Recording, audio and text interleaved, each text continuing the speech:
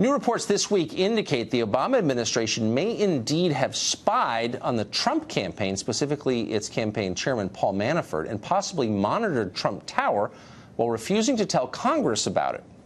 And yet somehow this report, which appears to be kind of a big deal, doesn't seem to have sparked much interest in the press. James Freeman is an assistant editor at the Wall Street Journal.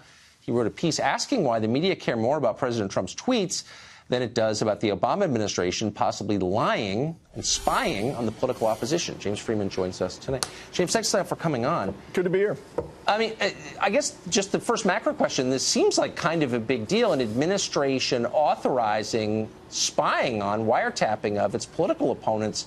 I mean, if that's not a scandal, I'm not sure what qualifies as one. Yeah, Tucker, you think about all of the years after 9/11 when we had these huge debates about this awesome surveillance power that we've given the federal government. And obviously that was targeting non-U.S. persons operating overseas.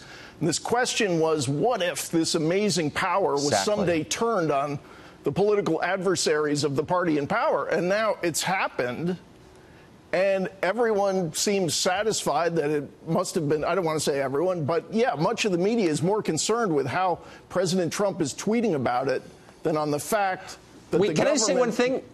Do you remember that? I mean, you remember that debate. Do you remember the response? If you raised your hand and said exactly what you just said, well, wait a second, what if the government turns this power on its internal opponents? Do you remember the response you got from people? Like, you're crazy.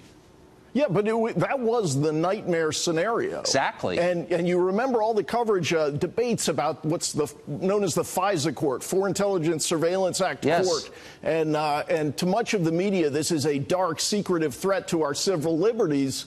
Now we learn of a FISA warrant to tap Paul Manafort's phone, and everybody in the media just kind of shrugs and says, well, he must have done something bad. I guess we'll learn eventually. And I think now you're wondering, that judge about a year ago signed off. Is he wondering, where's the evidence?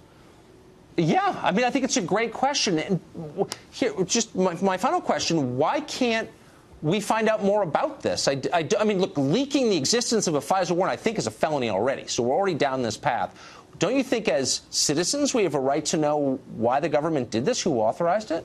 I think we ought to know who authorized it. I think it is kind of odd. Here we are more than a year into this story, and all it's leaked. It's sort of everything except the evidence that there was collusion to rig the election. It sure seems that way. It seems a bigger threat than Russia. Anyway, James, thank you. There was a great piece today. I appreciate it. Thanks for coming on. Appreciate it.